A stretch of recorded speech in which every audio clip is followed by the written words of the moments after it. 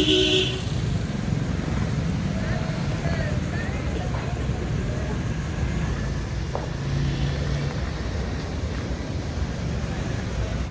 आम्ही प्रभाग क्रमांक 17 मधून विलासपूर गोळीबार मैदान इथून सर्व पुरुष वर्ग आणि महिला वर्ग कमी वेळामध्ये मला वाटतं 100-150 जण आम्ही एकत्र आलो आहे।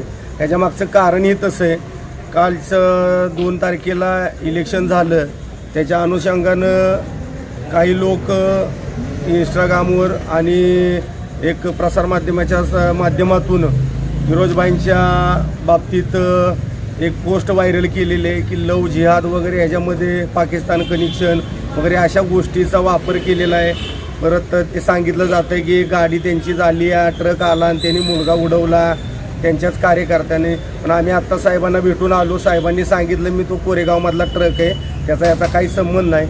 म्हणजे जे काय चाललं आहे ते फक्त दोन्ही जाती तेढ निर्माण करण्याचा हा एक प्रकार आहे। आणि आता गेले 25 वर्ष आम्ही बाहेरच्या सहवासात आहे। विलासपूर गोळीबार मैदानामधून ते एक प्रतिनिधित्व करत होते आत्ता, आणि आत्ता नुकत्याच झालेल्या इलेक्शनमध्ये ते उभे राहिले होते। तर त्याच्या माध्यमातून जर तुम्ही त्यांना जर असं काहीतरी गोष्टी बोलून कुठं तर समाजामध्ये तेढ निर्माण करायचा प्रयत्न चाललेला असेल तर ह्याच्या संदर्भात आम्ही 100% निषेध व्यक्त करतो। आणि 100% आमच्या गोळीबार मैदान विलासपूरमधल्या सर्व महिला माता भगिनी आणि पुरुष मंडळी सर्वजण आम्ही आता लगेच इथं आलो आहे। याच्यावर तातडीनं कारवाई झाली पाहिजे। जो कोणी हा प्रकार करतोय, जो सोशल मीडियाला क्लिप बनवल्या जातात, आत्तापर्यंत ही एक दुसरी क्लिप, दुसरे तिसरे पण 10 क्लिपा, अर्धा क्लिपा या 15 दिवसामध्ये इलेक्शन आलं की चालू झाल्या। तुम्ही जर करायचे तर बाबा भाई कुठलं काम करत नाहीत, मतभेद बाबा चला इलेक्शनच्या माध्यमातून दावे प्रतिदावे होत असतात की बाबा या कामाच्या माध्यमातून त्या कामाच्या माध्यमातून या गोष्टी ठीक आहे, पण तुम्ही आज जातीय तेढ निर्माण कशासाठी करताय? आज आम्ही गेले 25 वर्ष आज त्यांना असं ओळखतोय। आज दोन्ही महाराजांच्या शाहू, आज आपली ही राजधानी आहे, छत्रपतींची गादी आहे आपली सातारा मध्ये, तुम्ही हे जातीयवाद निर्माण करायचा हा तुमचा प्रयत्न चाललेला आहे। त्याच्यावर कुठंतरी निर्बंध घातला पाहिजे आणि कठोर कारवाई यांच्यावर झाली पाहिजे, एवढंच आमच्या गोळीबार विलासपूरच्या वतीनं सांगणं आहे।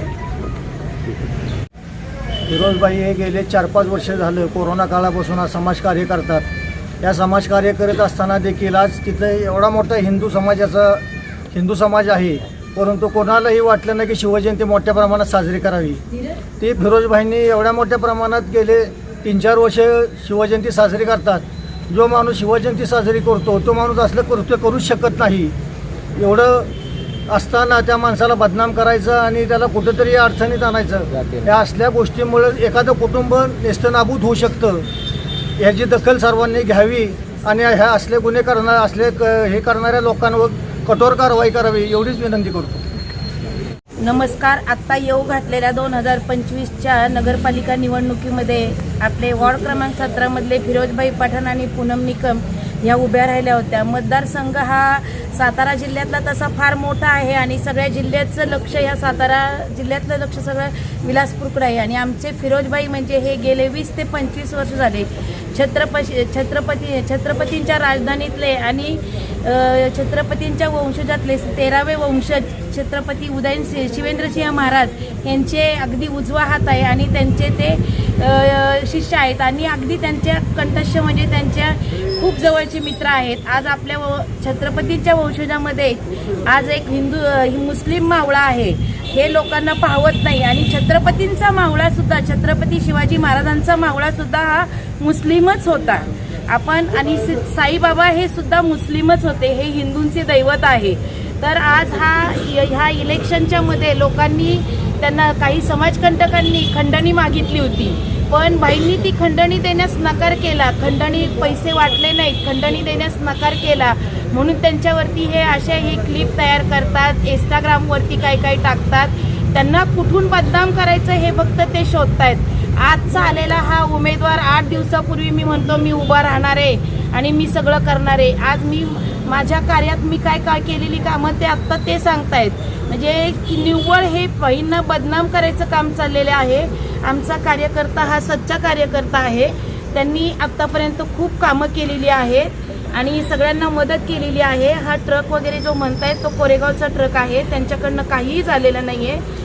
मावळ्यांनो, तुम्ही पुढून वार करा, मागून वार करू नका आणि सच्चा असाल तर पुढे या बांगड्यावरून मागणं खेळू नका.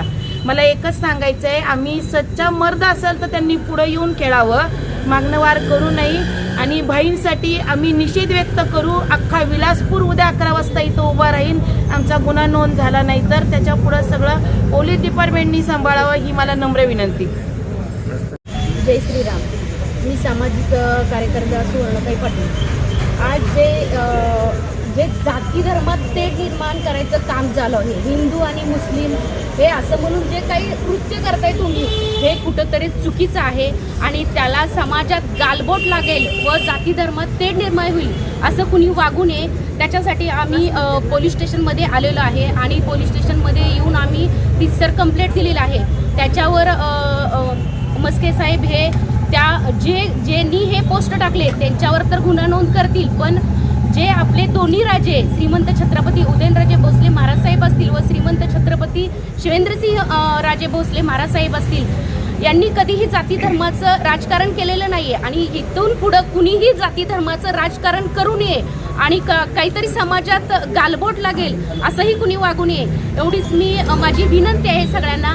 आणि आज आम्ही येऊन सर्व विलासपूर असतील किंवा सातारा जिल्हा असेल त्यांना सगळ्यांनाच याची खंत आहे. जाती धर्मात जे चाललंय ते कुठंतरी जिहाली व्रती आणि हे म्हणजे जो कोण पोस्ट टाकतोय याला तर कळतंय का की आपण जिहाली वगैरे कुणाला म्हणतोय. बरं तुम्ही असं काही बघितलंय का, ते कुठंतरी म्हणजे थांबलं पाहिजे एवढीच माझी विनंती आहे. आणि पोलीस स्टेशनला येऊन आम्ही रीतसर कंप्लेंट केलेली आहे आणि त्याच्यावर साहेब दखल घेतील हेही मला विश्वास आहे. जय हिंद, जय महाराष्ट्र. खरं सांगायचं तर 4 वर्ष झालं मी फिरोजबाईंच्या बरोबर आहे. हा व्यक्ती खरंच खूप वेगळा आहे. म्हणजे सगळ्या लेडीजना कोणाला आई म्हणणार, कोणाला ताई म्हणणार, तो माणूस असा कधीच करू शकणार नाही आहे. तो माणूस चांगला आहे त्यामुळे एवढ्या महिला त्यांच्या पाठीशी उभ्या राहतात. आणि उद्या जर 11 वाजता गोळीबार आणि विलासपूर जर आणायचं म्हटलं ना तर सगळी लोक बहिणीच्यासाठी नक्की इथे येणार आणि हा गुन्हा नोंद करणार आणि हा गुन्हा नोंद झालाच पाहिजे. आणि जो व्हिडिओ व्हायरल केलाय त्याला आम्ही सर्वजण मिळून निषेध करतो.